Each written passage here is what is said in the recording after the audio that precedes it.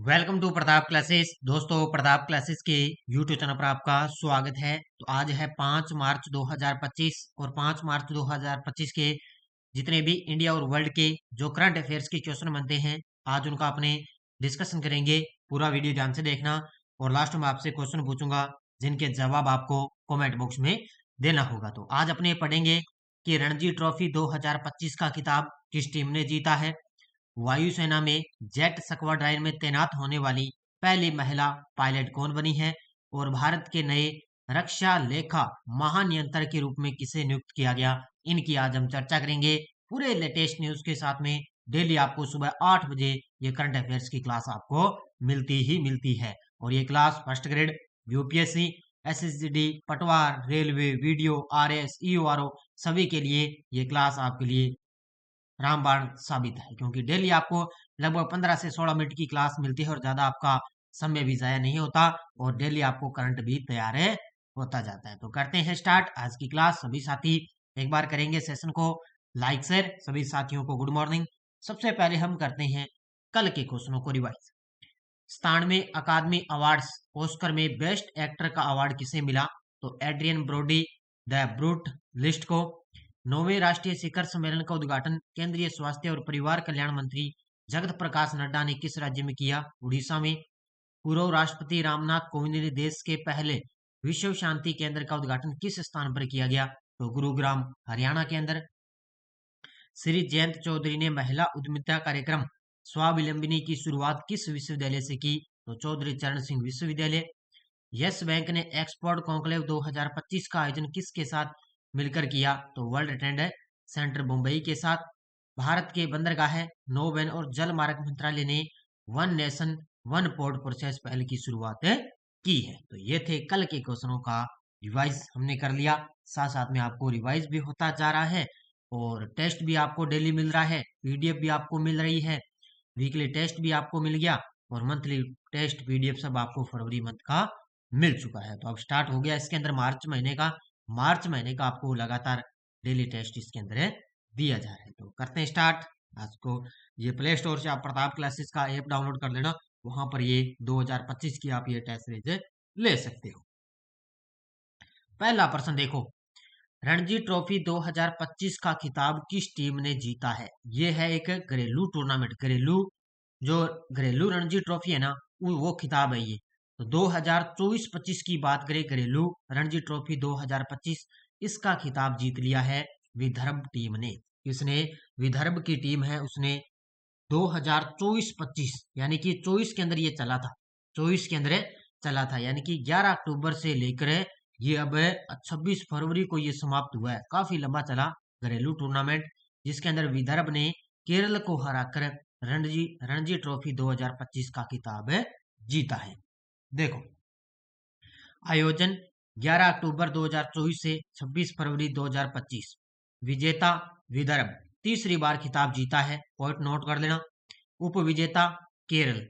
इसके अलावा जो अक्षय वाडकर, ये विदर्भ टीम के कप्तान, विदर्भ टीम के कप्तान है अक्षय वाडेकर। कुल टीम थी यहाँ पर 38, विदर्भ टीम के कप्तान, यहाँ पे थोड़ा उल्टा हो गया ना, टोटल कुल टीम में कितनी थी 38। विदर्भ टीम के कप्तान अक्षय वाडेकर। 2023-24 के अंदर विजेता की बात करें तो मुंबई रही थी 42वीं बार विजेता। और अब इसका जो फाइनल मैच है वो Vidarbha cricket association stadium Nagpur के अंदर इसका फाइनल मैच खेला गया था। तो याद रखना अच्छे तरीके से, 11 अक्टूबर से 26 फरवरी। विजेता विदर्भ की टीम, तीसरी बार खिताब जीता।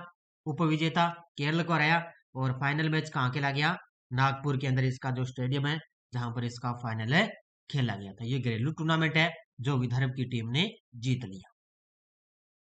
जम्मू कश्मीर के प्रसिद्ध स्की रिसोर्ट गुलमर्ग में खेलो इंडिया विंटर गेम्स 2025 का आयोजन कब किया जाएगा। ये लीजिए भी, अब जम्मू कश्मीर के अंदर जो खेल हो रहे हैं, खेलो इंडिया विंटर गेम्स, वो होने थे 22 से लेकर 25 फरवरी, 22 से लेकर 25 फरवरी तक उनका दूसरा चरण होना था। पहला चरण तो हो गया ना जम्मू लेह लद्दाख के अंदर, दूसरा चरण 22 से 25 होना था। लेकिन अब यहाँ पे क्या है, जम्मू कश्मीर की तरफ यहाँ पे गुलमर्ग में बर्फबारी की वजह से अब इन खेलों को आगे कर दिया। और अब ये आगे कब होंगे? 9 से लेकर 12 मार्च 2025, 9 से लेकर 12 मार्च 2025 तक इनका आयोजन होगा। तो जम्मू कश्मीर के प्रसिद्ध स्की रिसोर्ट गुलमर्ग में खेलो इंडिया विंटर गेम्स 2025 का आयोजन 9 से 12 मार्च तक किया जाएगा। पहले यह आयोजन 22 से 25 फरवरी तक होना था, लेकिन पर्याप्त बर्फबारी न होने के कारण इसे स्थगित कर दिया गया। पर्याप्त बर्फबारी न होने के कारण तो इसे स्थगित कर दिया। अच्छे तरीके से पढ़ लेना। तो ये 9 से लेकर 12 मार्च तक है इसका आयोजन किया जाएगा। पहले ये 22 से 25 फरवरी तक होना था। इससे पहले एक पहला चरण हो गया लेह लद्दाख के अंदर, पहला चरण जनवरी के अंदर, और ये दूसरा चरण होना है, ये चलेगा 9 से 12 मार्च। बेंगलुरु ओपन एटीपी 125 चैलेंजर 2025 में सिंगल्स खिताब किस खिलाड़ी ने जीता है? ये लीजिए भी अब आपके सामने आ गया बेंगलुरु ओपन एटीपी 125। ये अलग अलग हैं, जैसे एक आ गया चेन्नई ओपन है, एक दिल्ली ओपन है, एक महाराष्ट्र ओपन है। ये सारी मैं आपको बताऊंगा किस किस ने जीता है। तो सबसे पहले हम बात करते हैं बेंगलुरु ओपन एटीपी 125 चैलेंजर। तो इसका खिताब जीता है ब्रेंडन होल्ट ने। ऑप्शन नंबर बी, किसने जीता है? ब्रेंडन होल्ट ने। ये देखो तस्वीर में आपके सामने।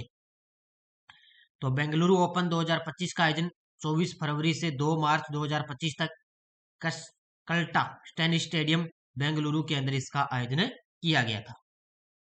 तो ये 24 फरवरी से 2 मार्च 2025 तक कसल्टा टेनिस स्टेडियम है बेंगलुरु के अंदर, जहां पर इसका आयोजन किया गया। अमेरिका के ब्रेंडन होल्ट ने जापान के थिंटारो मोचिजुकी को हराकर ये सिंगल्स खिताब अपने नाम में किया है। ये तो हमने बात कर ली बेंगलुरु ओपन की। अब देखो चेन्नई ओपन एटीपी 100, इसके अंदर कौन विजेता रहा? क्वीरियन जैकोवेट, ये फ्रांस के हैं। इन्होंने एलियास यमीवेर, ये स्वीडन के खिलाड़ी है, इनको हराया था। दिल्ली ओपन एटीपी 75 में क्वीरियन जैकोवेट, ये भी फ्रांस के हैं, इन्होंने भी जीत लिया। ये बिली हैरिस ग्रेट ब्रिटेन को हराया। और महाराष्ट्र ओपन एटीपी 100 के अंदर डालिबोर स्विवसेरिना, ये चेक गणराज्य की है, इसने ब्रेटन होल्ट अमेरिका को हराया था। अब देखो चेन्नई ओपन और दिल्ली ओपन में तो सेम ही खिलाड़ी हैं, क्वीरियन जैकवेट, इन दोनों ने ये जीत लिया। और बेंगलुरु में ये जीत लिया ब्रेंडन होल्ट ने। और महाराष्ट्र ओपन है डालीबार सिरिसेना, चेक गणराज्य की जीत लिया है। नाम थोड़े कठिन है, लेकिन एक दो बार पढ़ोगे तो अच्छे तरीके से याद हो जाएगा। अगला देखो तनुष्का। तनुष्का सिंह है भारतीय वायुसेना में किस फाइटर जेट स्क्वाड्रन में स्थायी तैनात होने वाली पहली महिला पायलट बन चुकी है? ये देखो एक छोटी सी महिला पायलट आपके सामने है तस्वीर में। ये यूपी की है, तनुष्का सिंह है, और ये भारतीय वायुसेना में जेट स्क्वाड्रन में स्थायी तैनात होने वाली पहली महिला पायलट बन चुकी है। तो किस फाइटर में? वो फाइटर का नाम है जगुआर। कौन सा फाइटर है? जगुआर फाइटर जेट स्क्वाड्रन में स्थायी तैनात होने वाली पहली महिला पायलट बन चुकी है। उत्तर क्या हो जाएगा? Option number C. तो अंतर्राष्ट्रीय महिला दिवस आ रहा है 8 मार्च। अंतर्राष्ट्रीय महिला दिवस आ रहा है 8 मार्च से पहले भारतीय वायुसेना में एक और महिला को दमदार पद मिला है। उत्तर प्रदेश की फ्लाइंग ऑफिसर तनुष्का सिंह भारतीय वायुसेना में जगुआर फाइटर जेट स्क्वाड्रन में स्थायी तैनात होने वाली पहली महिला पायलट बन चुकी है। तो यूपी की है। कौन है? तनुष्का सिंह। तनुष्का के दादा कैप्टन डीबी सिंह भी सेना में सेवानिवृत्त हैं। उन्होंने ही तनुष्का को सेना में जाने के लिए उन्होंने प्रेरित किया है। बस ये 2 नंबर पॉइंट है, बस खास तौर से इसको ही याद करना है। केंद्रीय संचार मंत्री ज्योतिरादित्य सिंधिया 3 से 6 मार्च 2025 तक कहां आयोजित होने वाले मोबाइल वर्ल्ड कांग्रेस 2025 में भारत का प्रतिनिधित्व किया है? वेरी वेरी इंपॉर्टेंट पर्सन है, स्टार लगा लेना इस पर्सन को। तो केंद्रीय मंत्री संचार मंत्री है ज्योतिरादित्य सिंधिया। ये है 3 से लेकर 6 मार्च 2025 तक, ये अभी भी आयोजन चल रहा है मोबाइल वर्ल्ड कांग्रेस 2025 का। तो इसका आयोजन कहां पर किया जा रहा है? बार्सिलोना। ऑप्शन नंबर डी, कहां पर किया जा रहा है? बार्सिलोना। ये स्पेन के अंदर है बार्सिलोना। कहां पर है? स्पेन की राजधानी है क्या बार्सिलोना? नहीं, ये राजधानी नहीं है स्पेन की। स्पेन की राजधानी तो मैड्रिड है, लेकिन ये स्पेन देश का एक शहर है ये बार्सिलोना। बार्सिलोना, जहां पर क्या है? मोबाइल वर्ल्ड कांग्रेस 2025 में भारत का प्रतिनिधित्व कर रही है। बहुत ही महत्वपूर्ण क्वेश्चन है ये आपके लिए। केंद्रीय संचार मंत्री ज्योतिरादित्य सिंधिया 3 से लेकर 6 मार्च 2025 तक स्पेन के बार्सिलोना में आयोजित होने वाले प्रतिष्ठित मोबाइल वर्ल्ड कांग्रेस 2025 में भारत की तरफ से प्रतिनिधित्व किया। ज्योतिरादित्य सिंधिया मोबाइल वर्ल्ड कांग्रेस में इंडिया मोबाइल कांग्रेस 25 के उद्घाटन के साथ साथ भारत पवेलियम का भी उद्घाटन किया है। ये दोनों की दोनों लाइनें आपके लिए महत्वपूर्ण बन गई, क्योंकि यहाँ पे पॉइंट बन रहा है कि उन्होंने इसके साथ साथ में भारत पवेलियम का भी उद्घाटन किया है। ठीक है, तो गजब का प्रश्न है, अच्छे तरीके से नोट कर लेना। किसे राजस्व विभाग के सचिव का अतिरिक्त प्रभार सौंपा गया है? किसे राजस्व विभाग के अतिरिक्त सचिव का अतिरिक्त प्रभार है सौंपा गया? तो ये सौंपा गया है अजय सेठ को, क्योंकि यहाँ पे इससे पहले थे कौन है, तुहिन कांत पांडे। इससे पहले यहाँ पर थे तुहिन कांत पांडे, उनको तो वहां पे सेबी का 11वां अध्यक्ष नियुक्त कर दिया। तो इसलिए अब राजस्व विभाग के सचिव का अतिरिक्त प्रभार किसको सौंप दिया? अजय सेठ को सौंप दिया।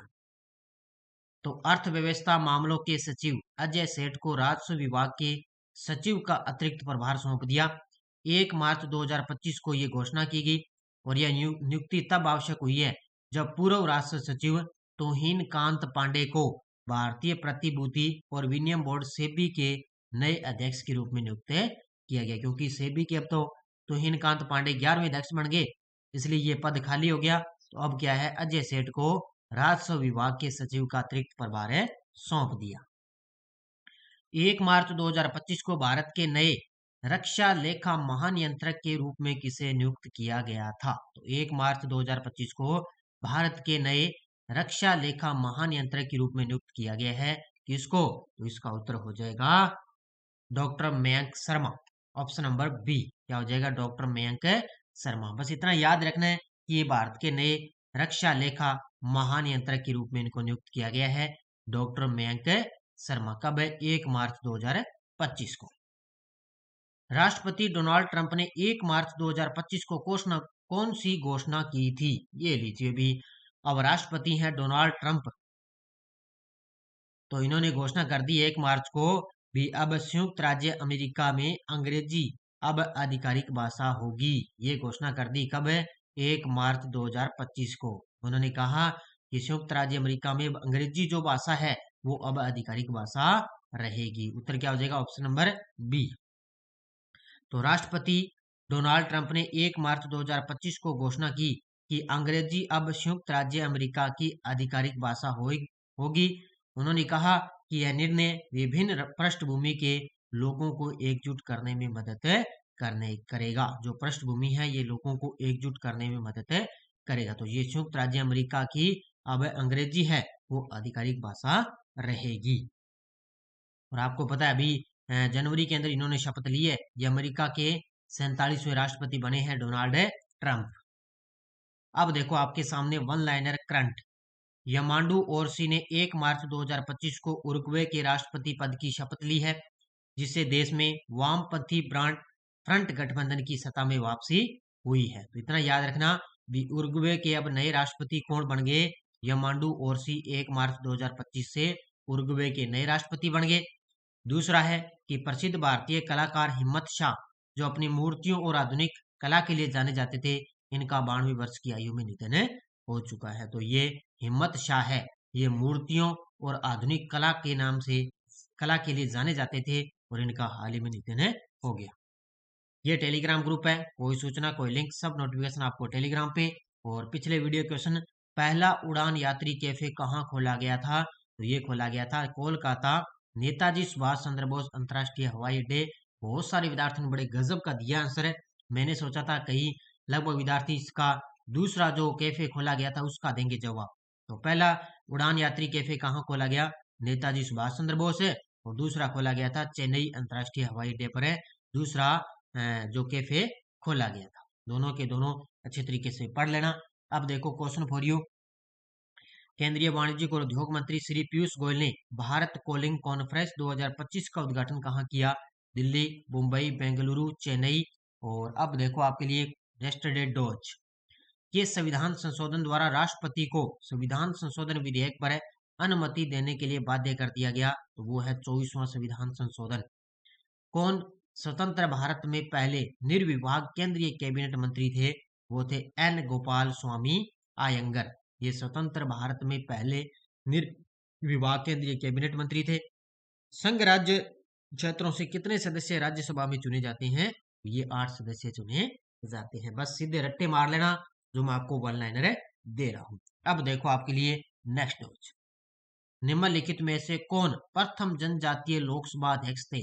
प्रथम जनजातीय लोकसभा अध्यक्ष थे। सर्वोच्च न्यायालय का न्यायाधीश अपने पद से त्याग पत्र किसको लिख कर दे सकता है? क्वेश्चन को बढ़िया तरीके से पढ़ लेना।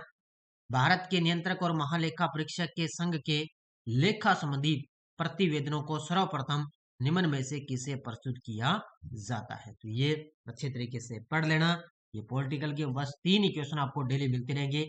मैं कहता हूँ पॉलिटिकल आपको लगभग मुझे लगता है भी तैयार हो चुकी होगी, और जल्द ही मैं इनकी अलग से भी आपको लिए क्लास लेकर आने वाला हूँ। तो अच्छे तरीके से पढ़ो। बाकी अपनी ये करंट अफेयर्स की बुक बाजार में उपलब्ध है, मिशन 1.0। कल तो आपको क्लास मिली नहीं रिवीजन बुक की, लेकिन आज आपको क्लास मिलेगी, तैयार रहना शाम को। आज आपको इसकी रिवीजन क्लास मिलेगी, शाम को तैयार रहना। कल तो आपको पता है भारत और ऑस्ट्रेलिया का मैच था, तो भारत है वो फाइनल में पहुंच चुकी है, तो इसलिए मैच के अंदर बिजी थे, तो ये क्लास कल नहीं दे पाया, इसलिए तो ये आज आपको क्लास मिलेगी, इसके लिए तैयार रहना। आपको मिशन 1.0 4 बजे आपको लाइव क्लास मिलेगी। उसमें जो आगे का टॉपिक है चर्चा स्थल, वो अपने इसके अंदर है पढ़ेगी। ये थी आज की अपनी क्लास। सभी साथी वीडियो को करेंगे जाते जाते लाइक शेयर।